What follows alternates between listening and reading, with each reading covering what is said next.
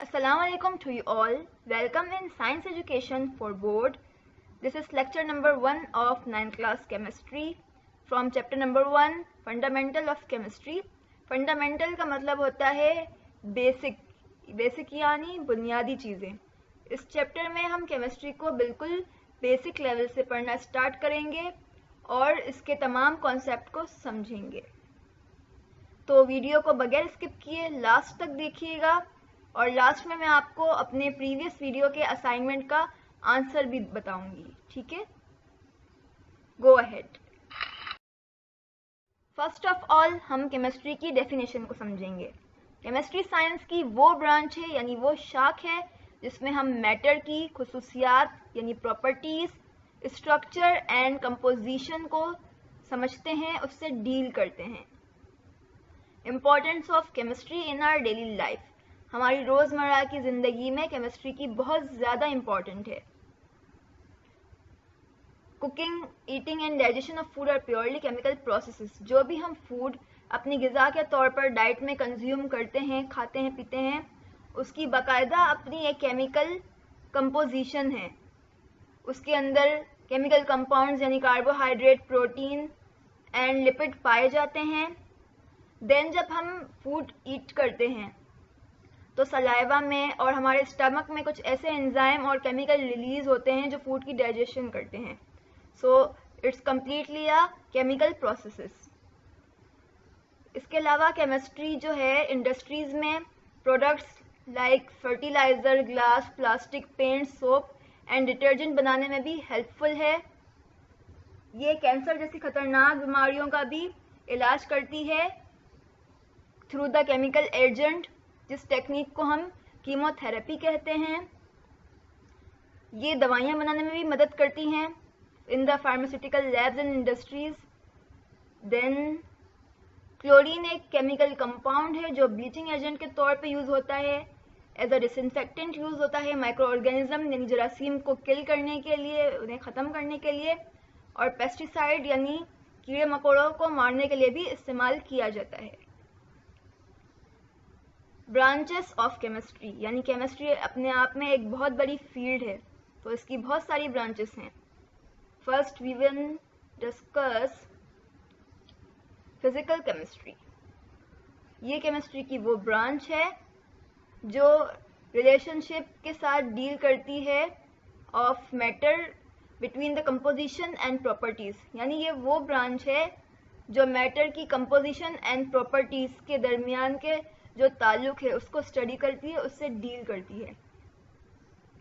यानी उसके melting point, boiling point, density को बताती है फाइंड आउट करके. Organic chemistry. ये केमिस्ट्री वो ब्रांच है जो हाइड्रोजन और कार्बन के कंपाउंड्स के साथ डील करती है और उनके डेरिवेटिव्स को स्टडी करती है कि उनकी क्या नेचर है. ऐसी केमिस्ट्री को हम ऑर्गेनिक केमिस्ट्री कहते हैं.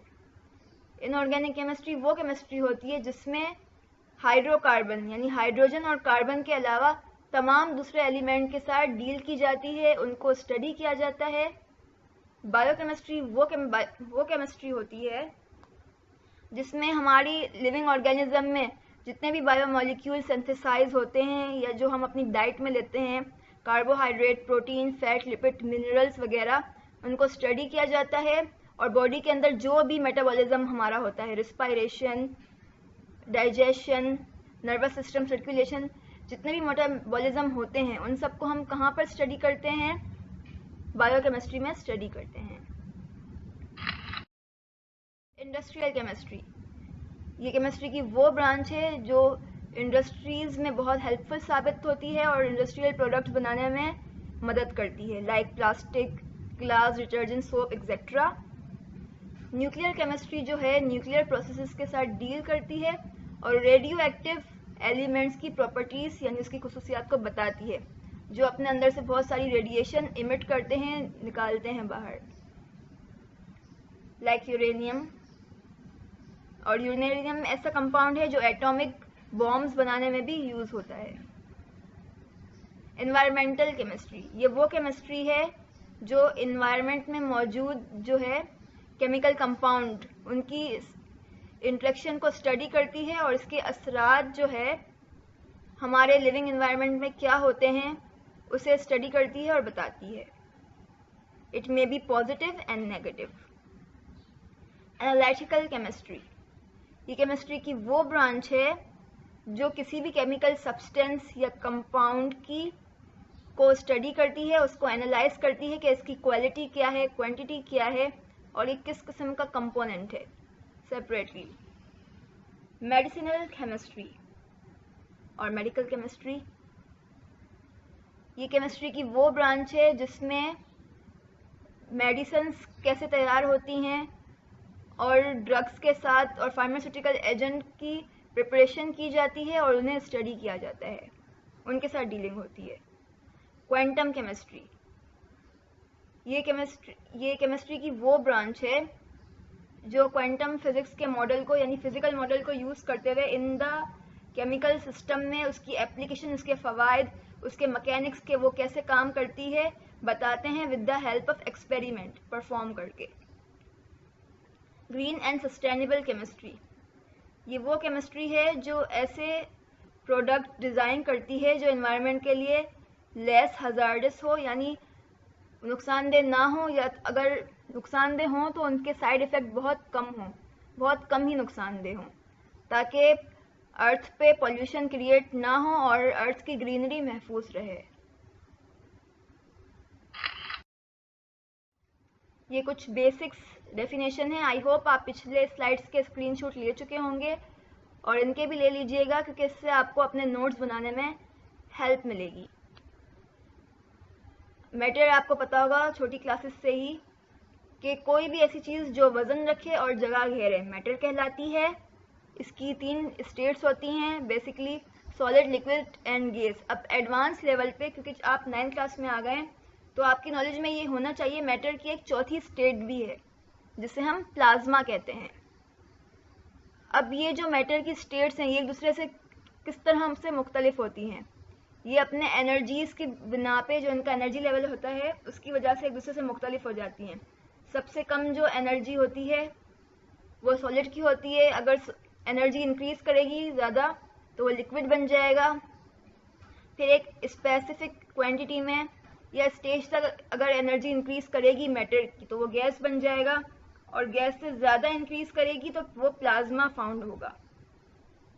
On the ionisation level of matter, atom. Atom is the smallest unit of matter, यानी कोई भी मैटर है, सही है, उसका स्मॉलेस्ट बेसिक लेवल क्या होगा, एटम होगा. जब बहुत सारे एटम्स मिलेंगे तो वो मॉलिक्यूल बनाएंगे और मॉलिक्यूल मिलेंगे तो वो मैटर बनाएंगे. बेसिकली बहुत सारे जब atom as a smallest unit combine होंगे तो वो मैटर की फॉर्मेशन करेंगे.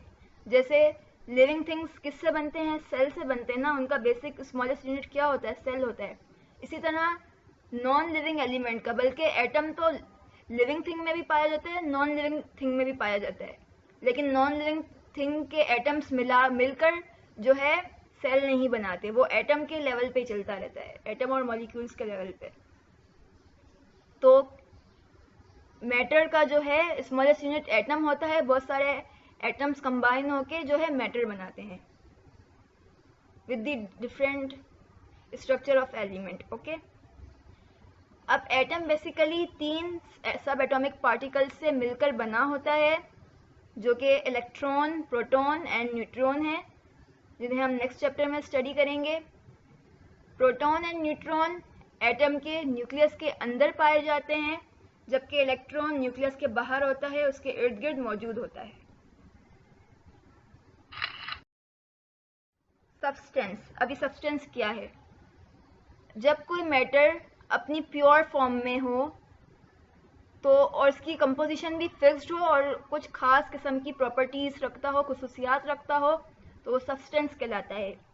Like tin, water, sulphur, sugar etcetera. और एलिमेंट बेसिकली एक सब्सटेंट होता है, लेकिन वो किससे मिल करके बना होता है, सेम टाइप्स ऑफ एटम, एक ही किस्म के एटम से मिलकर बना होता है. जैसे कार्बन एक एलिमेंट है तो उसके सारे एटम किसके होंगे, कार्बन के होंगे. सोडियम एक एलिमेंट है तो उसके सारे एटम क्या होंगे, प्योरली सोडियम के होंगे, Na के होंगे। तो same type of atom combine together to form element, यानी एक जैसे अकसाम के एटम्स मिलकर क्या बनाते हैं, एलिमेंट बनाते हैं। कंपाउंड, कंपाउंड ऐसे सब्सटेंस होते हैं जो कोई भी दो मॉलिक्यूल या दो एलिमेंट्स के मिलकर, दो या दो से ज़्यादा एलिमेंट से मिलकर के बनते हैं। लाइक कार्बन डाइऑक्साइड एक कंपाउंड है, जबकि जिसमें कार्बन एक अलग एलिमेंट है और ऑक्सीजन एक अलग एलिमेंट है। ये दोनों जब मिले तो इसने एक कंपाउंड बनाया। इनके एटम्स यानी एलिमेंट चेंज है। सिंबल, ये केमिकल एब्रीविएशन होती हैं अल्फ़ाबेटिकल, जो हम एलिमेंट के नाम को रिप्रेजेंट करने के लिए यूज़ करते हैं। जैसे कार्बन का C है, सोडियम का Na है, ये सब क्या हैं, सिंबल्स हैं। Valency, combining power of element होती है किसी भी एलिमेंट की या एटम की, जब वो एक साथ जो है कंबाइन कर रहे होते हैं कंपाउंड के तौर पे। जैसे NaCl अगर कंबाइन है तो Na का पॉजिटिव चार्ज 1 है और Cl का माइनस है, तो ये इनकी क्या है, वैलेंसीज हैं। Chemical formula, the number of atom of each element in compound with symbol is called chemical formula. अब कोई भी कंपाउंड है, सही है, वो मुख्तलिफ एलिमेंट से मिलकर बना होता है। उसे हम किससे, सिंबल से एक तो रिप्रेजेंट करते हैं, और ताकि उनके एटम्स आपस में शो हो सकें। तो ये कंबाइनली क्या कहलाता है, केमिकल फार्मूला कहलाता है। लाइक NaCl, H2SO4, इसमें 3 अलग अलग एलिमेंट शामिल हैं, तो ये सब क्या है, केमिकल फार्मूला हैं। और इसके साथ हम नंबर भी लगाते हैं, H2 यानी हाइड्रोजन 2 है, सल्फर 1 है, ऑक्सीजन 4 है, H2SO4। तो ये इसका बेसिकली केमिकल फार्मूला है। मिक्सचर, जब दो या दो से ज़ायद सब्सटेंस एक साथ मिक्स हो जाएं और उसकी कोई फिक्स अमाउंट नहीं हो, रेशो हमें पता ना हो, कंपोजिशन इसकी क्या है, तो वो क्या कहलाएगी, मिक्सचर कहलाएगी। रिलेटिव एटॉमिक मास, हम वो मास होता है एटम का जब किसी भी हम आइसोटोप को कार्बन के साथ जो है कंपेयर करते हैं, कार्बन के आइसोटोप से, कोई भी एलिमेंट का वो हो सकता है, तो वो क्या कहलाता है, रिलेटिव एटॉमिक मास। और इसका यूनिट भी होता है जिसे हम एटॉमिक मास यूनिट कहते हैं। दिस इज़ योर असाइनमेंट, जो कि मैंने आपको प्रीवियस वीडियो में दिया हुआ था न्यूमेरिकल के। ये यहाँ पे देखिए बिल्कुल सॉल्व है आपके सामने, बोथ साइड इसकी बैलेंस हैं, एलिमेंट सारे इक्वल हैं। और स्क्रीन पे आपके सामने एक प्लेलिस्ट शो रही होगी, इसे आप ज़रूर वॉच करें, क्योंकि इसमें कुछ एसेज हैं जो कि इस साल 9 के इंग्लिश के एग्ज़ाम के लिए बहुत ज़रूरी हैं। उनकी बहुत ज़्यादा चांसेस है आने के, क्योंकि वो कोविड-19 पर हैं, लॉकडाउन पे हैं और ऑनलाइन एजुकेशन पे हैं। और इस टाइप के ऐसे इजीली आपको गाइड बुक या किसी नोट्स में नहीं मिलेंगे, क्योंकि वो पुराने होंगे। और ये लेटेस्ट एसेज हैं जो कि अभी पब्लिश्ड हुए हैं, सो must watch it. I hope so. Now you will completely understand the topic. Till then, Allah Hafiz.